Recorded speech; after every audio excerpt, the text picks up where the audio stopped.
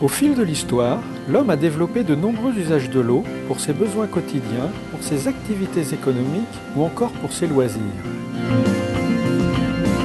Aujourd'hui, l'eau est en apparence abondante et facilement accessible. Il s'agit pourtant d'une ressource fragile qui, avant de rejoindre nos foyers, aura parcouru un long trajet depuis les cours d'eau ou les nappes souterraines.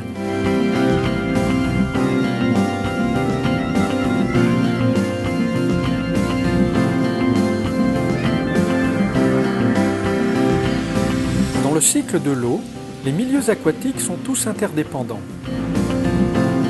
L'eau, précipitée, s'infiltre pour alimenter les nappes souterraines et ruisselle jusqu'aux rivières avant de rejoindre les mers et les océans. Tout au long de son parcours, elle garde la mémoire des milieux qu'elle traverse et des activités humaines qui modifient sa qualité et ses écoulements. Gérer l'eau, c'est donc agir à l'échelle du territoire drainé par une rivière, le bassin versant. En France, la gestion de l'eau est mise en œuvre au niveau des districts hydrographiques. Elle est faite de manière cohérente et adaptée par l'Agence de l'eau Rhône-Méditerranée et Corse, puis déclinée et précisée localement au niveau des bassins versants.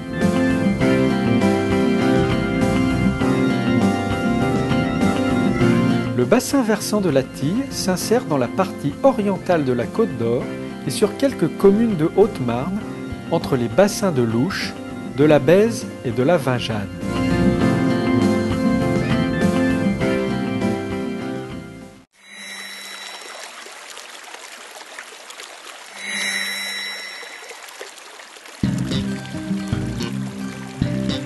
Au cœur du seuil de Bourgogne jaillit une source qui a donné son nom au village de Salive.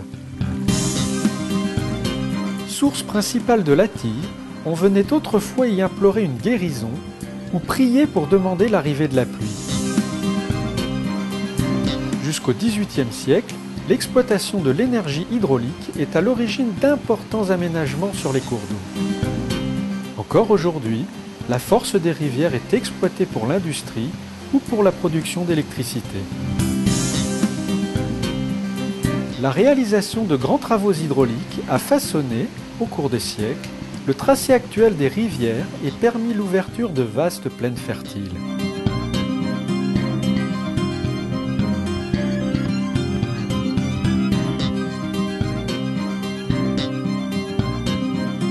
Les principales rivières du bassin naissent dans les reliefs de la montagne dijonnaise. La Tille prend sa source à la confluence de plusieurs combes et s'écoule au fond de vallées encaissées dans les plateaux calcaires.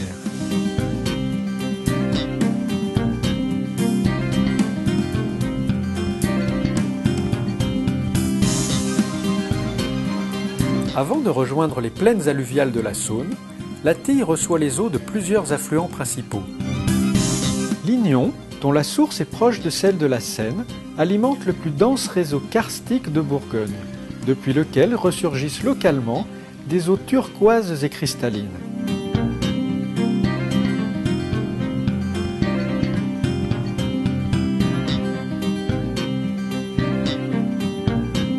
En rive gauche, la Venelle s'écoule depuis ses sources en Haute-Marne jusqu'à sa confluence avec la Tille dans une vallée au riche patrimoine naturel.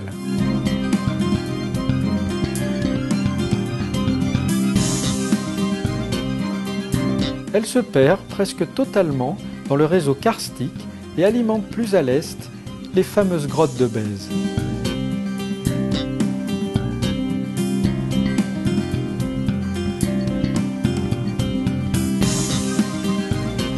Au pied des massifs calcaires, la Tille poursuit son cours au milieu d'une vaste plaine agricole drainée par un réseau hydrographique dense.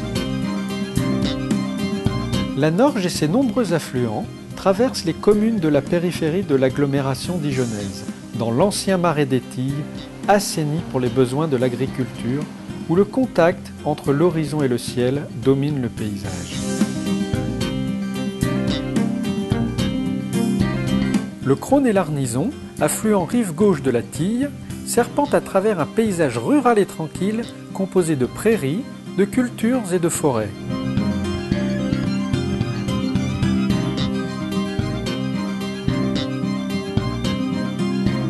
Enfin, la Tille rejoint la Saône, à la boucle des Maillis, au cœur de milieux forestiers et prairiaux d'une grande richesse.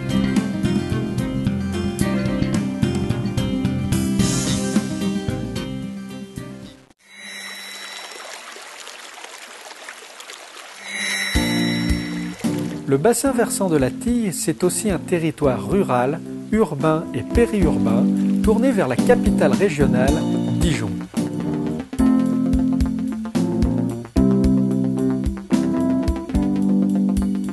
C'est un bassin économique vivant où l'industrie, historiquement implantée, participe au dynamisme et à l'attractivité du territoire, où l'activité agricole, axée sur les grandes cultures et l'élevage, est productive et innovante.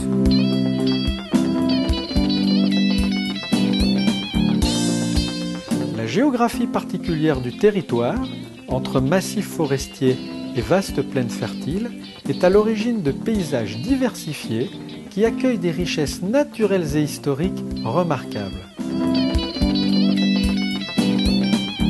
Où peuvent se conjuguer promenades bucoliques, activités sportives de plein air et découverte d'un riche patrimoine architectural.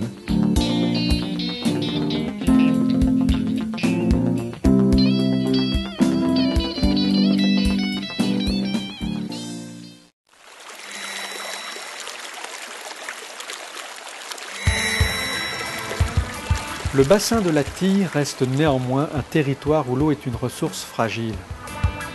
Du point de vue quantitatif, le bassin est en déficit chronique vis-à-vis de la ressource en eau. Les sécheresses sont fréquentes et occasionnent des restrictions qui affectent les usages de l'eau.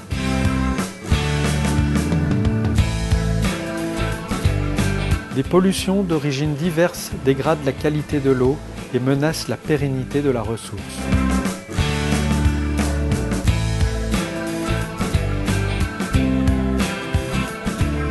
Le développement de l'urbanisation et les importants aménagements des rivières ont perturbé le fonctionnement naturel des cours d'eau, réduisant parfois les milieux aquatiques à de simples fossés.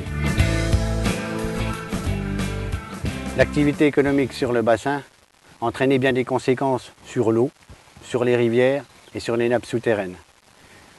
Notamment des conséquences sur la ressource, notamment l'eau potable, et des conséquences sur le milieu. Et c'est pourquoi il nous fallait absolument avoir une gestion ou une vision globale à l'échelle du bassin versant. Le développement durable du territoire dépend en grande partie de la gestion de l'eau qui doit être intégrée à toutes les composantes de nos activités. C'est pourquoi la conciliation de tous les usages et la mise en place d'une véritable gestion globale de la ressource en eau constituent un véritable défi pour le bassin versant. Pour arriver à cette démarche globale de gestion, deux outils complémentaires sont à notre disposition, le contrat de bassin et le SAGE. Le contrat de bassin, c'est un programme d'action, c'est par exemple l'entretien des ricours d'eau, c'est par exemple l'entretien des ouvrages. Le SAGE, lui, fixe les objectifs de gestion et il établit les règles d'usage. C'est par exemple la répartition des volumes prélevables. La gestion de cet élément vital et fragile qu'est l'eau requiert donc l'implication de toutes les femmes et de tous les hommes qui cohabitent et travaillent sur le territoire.